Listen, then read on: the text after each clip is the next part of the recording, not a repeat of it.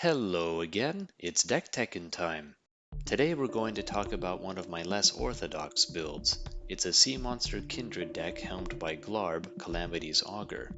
Sea monsters are krakens, serpents, leviathans, and octopuses, or octopodes.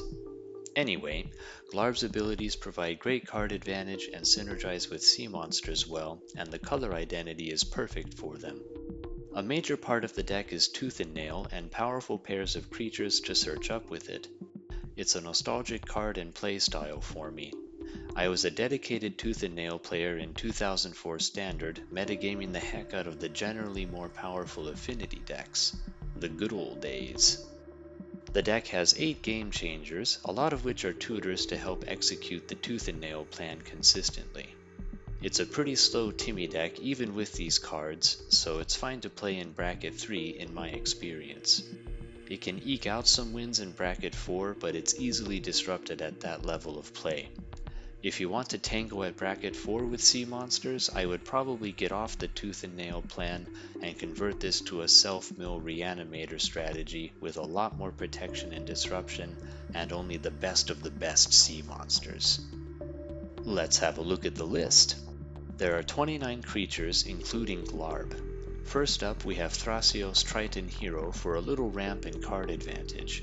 He works really well with Glarb, and as a merfolk, he's kind of on theme with the sea monsters. Next we have Eternal Witness, a great recursion piece and part of the nostalgic Tooth and Nail package. Fierce Empath helps us find the best sea monsters, not much more to it than that, perfect fit. Kiora the Rising Tide provides some card selection and eventually an 8/8 octopus token to smack people with. Merfolk and sea monsters, staying on theme. Next up we have a newcomer from Final Fantasy. Matoya Archon Elder makes a potent pair with Glarb. We'll be drowning in card advantage. Nadir Kraken comes down early, grows fast, and makes 1/1 tentacle tokens that are good on defense and occasionally offense. Runo Stromkirk provides a little recursion and can sometimes transform into a powerful haymaker that makes copies or double copies of sea monsters. Selvala Heart of the Wilds provides a little card advantage, but mostly she's here to generate boatloads of mana to help us build up our board faster. Thassa God of the Sea is on theme, provides card advantage, and can make our sea monsters unblockable. Excellent fit.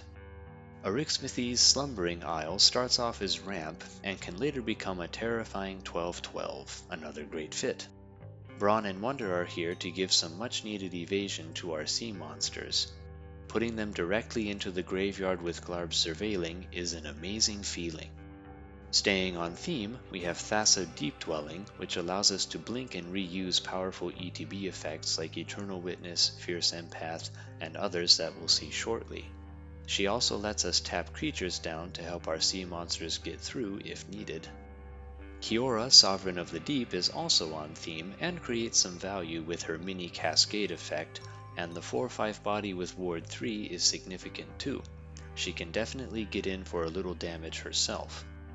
Tatiova Benthic Druid is a classic Simic value piece that is also on theme. Win-win. We'll be drawing lots of extra cards, and don't scoff at the life gain. Archetype of Imagination provides some evasion to our sea monsters like Wonder and Brawn, and is part of a powerful Tooth and Nail pair that we'll see in a bit. Metamorphosis Fanatic provides some recursion and is an awesome blink target for Thassa Deep Dwelling. It's easy to set up the miracle cost with Glarb's Surveil, certain tutors, or the various sources of scrying we have too. Now we get into the top end where most of the sea monsters are. AC Tyrant of Gyre Strait is another classic Simic value piece that helps us ramp up and draw lots of extra cards. Serpent of Yawning Depths makes all our sea monsters unblockable for the most part. It's a super powerful effect, which is part of another Tooth and Nail pair that we'll see in a bit. Spawning Kraken snowballs like crazy and overwhelms our opponents with massive 9/9 Krakens. Super awesome Timmy card. We have another newcomer from Final Fantasy in Summon Leviathan. It sweeps away blockers and then provides potential card advantage for a couple turns. It's a 6/6 with Ward 2, so it's tough to deal with and can get in for a lot of damage itself. Hullbreaker Horror is a super OP control engine. It can bounce dangerous spells, pesky blockers, value engines, whatever you need to get rid of. You can also bounce your own permanents to protect them if needed. And it's a 7/8 that can chunk life totals down real fast. It does everything. Coma Cosmos Serpent takes over games real fast by spawning 3/3s on each upkeep. It's uncounterable and can make itself indestructible, so the window to interact with it is very narrow, and its other ability can surprise people by removing potential blockers and/or shutting off activated abilities. Note that the 3/3s are serpents, so they can benefit from all the sea monster related cards like Spawning Kraken. Coma World Eater from Foundations puts a new spin on Coma. It's a heavy hitter, still hard to interact with, and still creates hordes of 3/3 serpents. Everything we expect from Coma. Nezahal Primal Tide is a dinosaur and technically not a sea monster, but I'm running it anyway. It's an honorary sea monster that's uncounterable, draws lots of cards, and can save itself from spot removal and board wipes. Starwinder is a newcomer from Edge of Eternities. It has the potential to draw tons of cards, either in the early game with the warp ability or in the late game by hardcasting it. Awesome space sea monster. Stormtide Leviathan is a heavy hitter with a powerful mode effect attached to it. It will turn off most of your creature's ability to attack too, unless you have Wonder or Archetype of Imagination up, something to keep in mind. I have scoured for cards that grant Island Walk, and the pickings are pretty slim. Maybe Wizards will revisit Landwalk and give us a juicy enchantment or Lord type creature that grants Island Walk to the whole team someday. One can dream. At the very top end for creatures, we have Breaching Leviathan, which has the potential to tap down a lot of blockers and open a huge attack window for our benthic behemoths. We only have 5 non-blue creatures, which aren't good attackers anyway, so it basically doesn't affect us. There is a single planeswalker. Kiora the Crashing Wave can complicate combat for opponents by either giving us a good blocker or blanking one of their potential attackers. It can also draw us a card and give an extra land drop, or if we're lucky, give us a powerful emblem that spits out 9/9 Krakens every end step. There are 9 sorceries in here. We have a demonic tutor to grab whatever we need at the moment, a sea monster with a useful effect, a counterspell to protect Tooth and Nail, or Tooth and Nail itself. Sea monsters are expensive, so there's Farseek, Nature's Lore, Rampant Growth, 3 Visits, and Open the Way for ramp. Whelming Wave is an awesome, on-theme, one-sided board wipe that can easily set up the win for us or buy us time. Rishkar's expertise can draw tons of cards and give us a free cast of many powerful spells in the deck. And finally, there's the star of the deck, Tooth and Nail. Something to remember, the mode of putting 2 creatures from your hand onto the battlefield is independent of the tutoring ability. So if you entwine it, you search for 2 creatures and put them into your hand, but you can put entirely different creatures from your hand onto the battlefield, or one that you tutored and one that was in your hand. It's flexible. We have 13 instants, 5 of which are game changers. We have a trio of tutors from Mirage, Mystical Tutor, Vampiric Tutor, and Worldly Tutor. They combine extremely well with Glarb's ability to play off the top. Use them wisely. Next we have a trio of counterspells in Counterspell, Mana Drain, and Fierce Guardianship. Use them to stop board wipes and other disruption. Beast Within deals with any permanent and leaves behind a pitiful 3/3, no match for our denizens of the deep. We have another ramp spell in Entish Restoration. It's easy for us to meet the requirement to get 3 lands, and if we're lucky enough to have Tatiova or AC in play, we're going to draw lots of cards too. Obscuring Haze is our lone fog effect. I am fully on board with fogs. You should play them more if you're not doing so already. Few things feel better than blanking a game-winning attack than knocking that player out when it comes back to you, or committing fully to an attack yourself knowing you have some protection.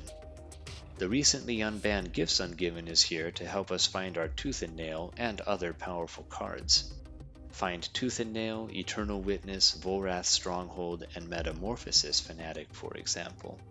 No matter how your opponent splits the cards, you'll be doing powerful stuff. Return of the Wild Speaker draws tons of cards with the huge creatures we're playing, or sometimes gives the team a small boost to help close out the game. Here's yet another newcomer from Final Fantasy.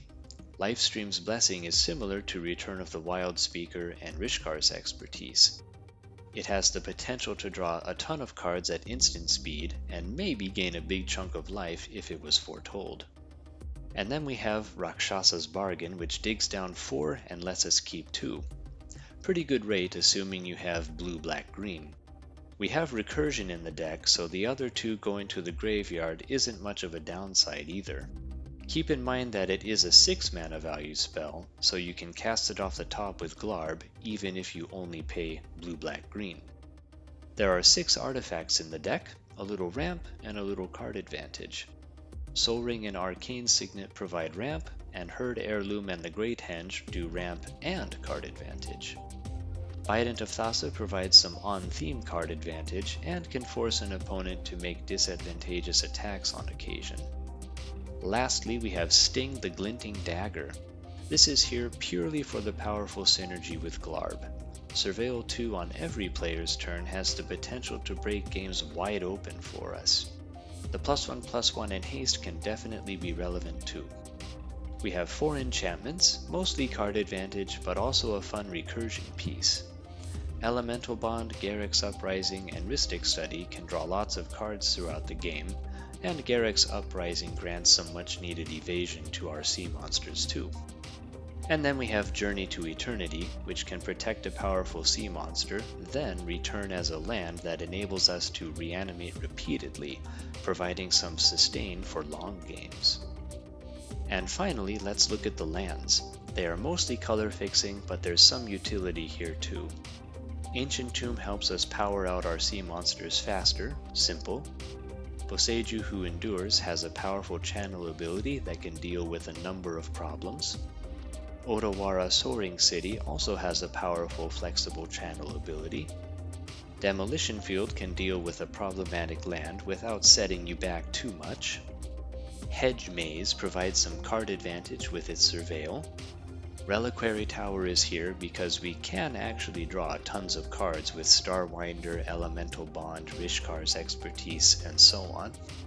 Temple of Mystery provides some card advantage with its Scry. Volrath's Stronghold gives us some recursion for long games. Waterlogged Grove can draw us a card if needed, though I have rarely needed to do so. And the other 29 lands are strictly color fixing, nothing special.